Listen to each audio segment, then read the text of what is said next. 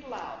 And we have Amy Schmidt, who's a graduate program coordinator in the School of Environmental and Natural Resources. And finally, Shirlee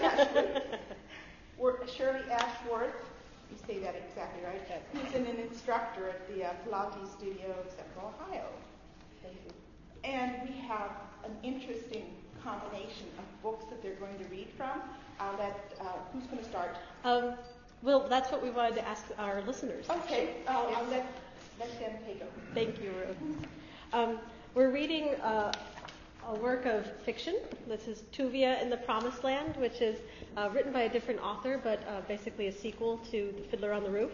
And even from reading this, if you only know the movie, different things happen in the book. Obviously, they often do. And then this is a work of nonfiction. It's a kind of a compilation of various interviews of modern Israelis from all walks of life, different religious backgrounds, different ethnic backgrounds, but the people the melting pot, basically, that make up Israel today. And so we were curious for the excerpts we're going to read. Is there a particular interest in hearing fiction first or nonfiction first? Nonfiction. I have one vote. Gentlemen? Agree? Who votes for nonfiction? Okay, that's the majority. All right, we will start with The Israelis, Ordinary People in an Extraordinary Land by Donna Rosenthal. So, and you're the primary on this one. Oh my gosh. Okay, I'm just going to she hasn't made this disclaimer yet, so I'm going to make it. I just want to apologize if I mispronounce anything. Yes. We are not fluent in Yiddish or Hebrew, No. but we have both been to Israel several times for what's called the Feast of Tabernacles, or Sukkot. Are there any Yiddish or Hebrew speakers here? Okay, good. We might be safe, Shirlee. Oh. All right. Gil Schmidt's headquarters are in a skyscraper in Tel Aviv suburb. Oh, no. Yes, you have the color. I have it. Yes. Yes, the underlined things are what I'm reading. I know. I just wondered about the Ramat shading. Gan? No, the shading. Okay. Okay. No, you're okay. Gil Schmidt's headquarters are in a skyscraper in the Tel Aviv suburb of Ramat Gan, on land where Barkat's grandfather, a bus driver, once grew tomatoes. Nicknamed Gil Bates, this Israeli Bill Gates has built Checkpoint into a company that reached $20 billion stock market value in 2001. In 2002, he was featured on a Forbes cover as one of the world's few self-made billionaires under 35. Though since then, Forbes estimates his net worth at only $375 million.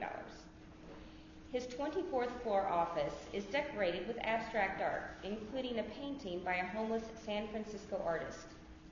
A boyish-looking bachelor with cropped hair and John Lennon glasses, Gil explains his fondness for one blurry photo. From far away, it looks very unfocused, but up close, it looks like a tree or whatever you want to see. That's why I like it, because you can see what no one else can. That's what happened when people told him that his firewall idea wouldn't make money. We knew that businesses all over the world were going to need internet security. We saw things people didn't see. That's how it works in business. Maybe that's how it will work for peace. Answers will come from the unexpected. More than 100 million software customers, including many governments and nearly all Fortune 500 companies, use Checkpoint's firewalls to protect them from cyber sleuths. The popularity of broadband and DSL phone hookups makes many millions of computers vulnerable to intruders.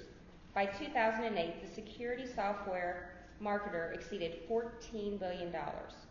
Oracle's CEO, Larry Ellison, one of the world's finest men, met Gil in Israel in August 2007 and said Israelis are so innovative because they always question what they're told to do. Checkpoint is a global company with an Israeli character, and Gil is determined to keep it that way. We love unorthodox experimentation and don't take things for granted.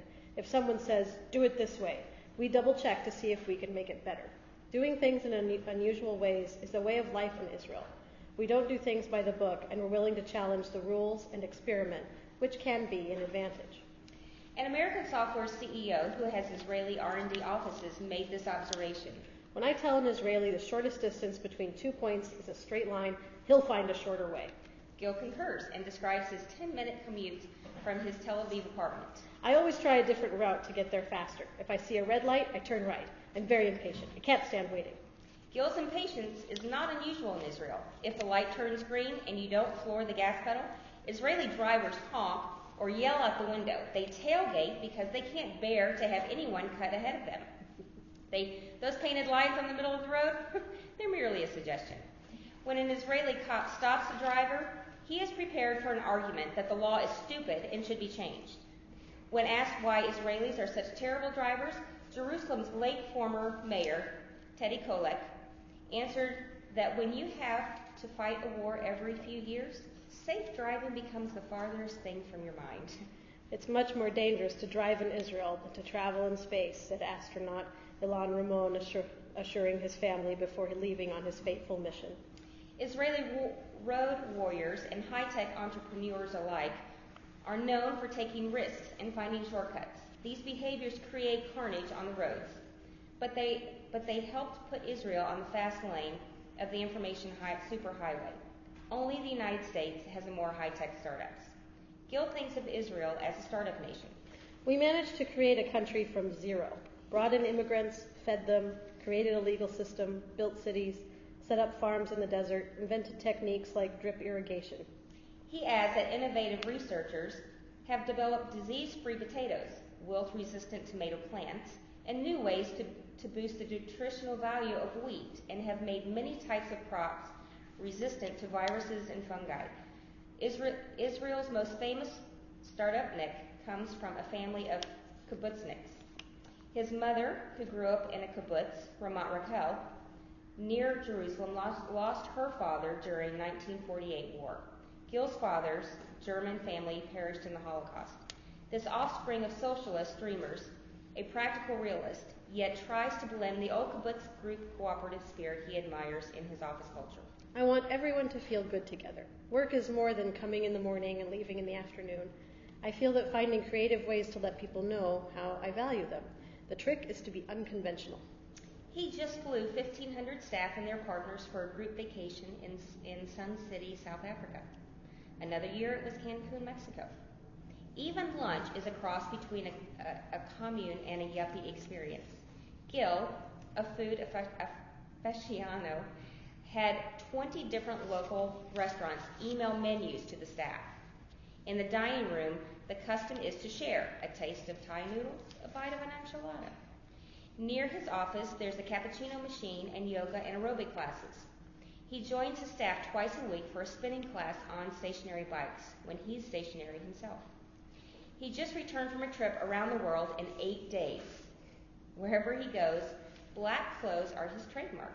Not to look cool, he explains. Black is very practical. Sweaters, socks, everything matches. Young Israelis, however, consider him cool, even in Lod, a downtrodden Jewish Muslim town next to Ben Gurion International Airport, where Gil spent the morning meeting former dropouts who are mentored by volunteers from Checkpoint. With yawning gaps between the mega and mini paychecks, Israel has one of the widest gaps between rich and poor in the Western world. Gil himself was an uninterested student.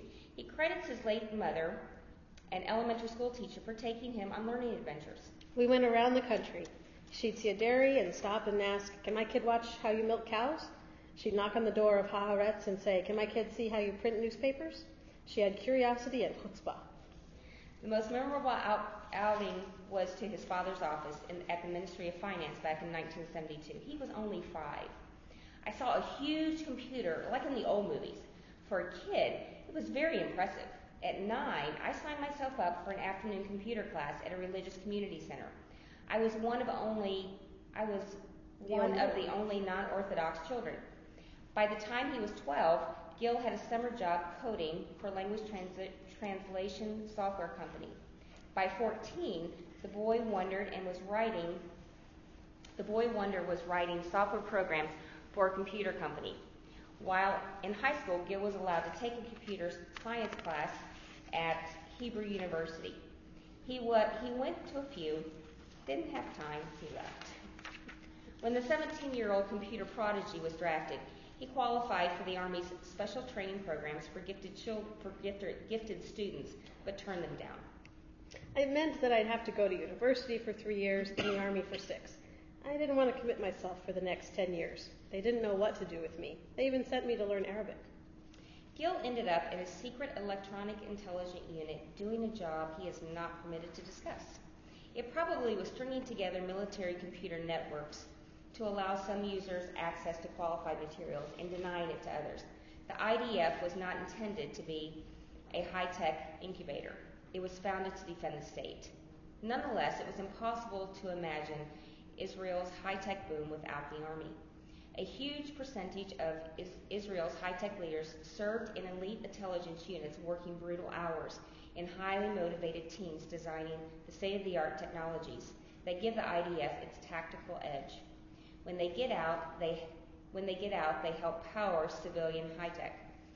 After his 4-year Army stint, Gil skipped college. He became a software consultant and shared his Army idea with 2 friends, Shlomo Kramer, an alumnus of the same hush-hush intelligence unit, and Marius Knack of the Air Force. We started about 200 meters from here, he says, referring to an apartment that belonged to Knock's 90-year-old grandmother, where the trio spent 6 months working on borrowed computers. We worked until 1 a.m., then ate Japanese food or went for a drink on the beach. They unveiled their product at a computer show in Las Vegas in 1994. They didn't have any flashy promotional materials. Reporters wanted a press release. We were so naive, we didn't know what a press release was, but we wrote one anyway. Even though we didn't have any business training, we were good at guerrilla marketing. Judges gave their product the Best Software Award. They called it Firewall. Today, it is a generic name throughout the computer world. One of the first persons they hired was Dorit Dor, who also served in a classified military intelligence unit. Unlike Gil, she holds a diploma or 3, including a doctorate in computer science from Tel Aviv University. Today, she's vice president in charge of product R&D. When told a current Israeli joke, "Why is it great to have a female boss?" "Because you know you'll always make more than she does," Gil says. It's not true here. And calls attention to the high number of women he has in senior management, and that more employees are out on maternity leave than Mulayim, or reserve duty. An American customer asked him why everyone is fighting and yelling. They're just talking, He explains. The lack of difference in status among bosses, managers, and underlings stun the non-Israelis. Instead of hierarchical leadership, many Israelis prefer leadership by, quote, natural authority. Dorit describes a typical meeting. Everyone speaks at the same time, interrupts mid-sentence. Silence means you're not interested.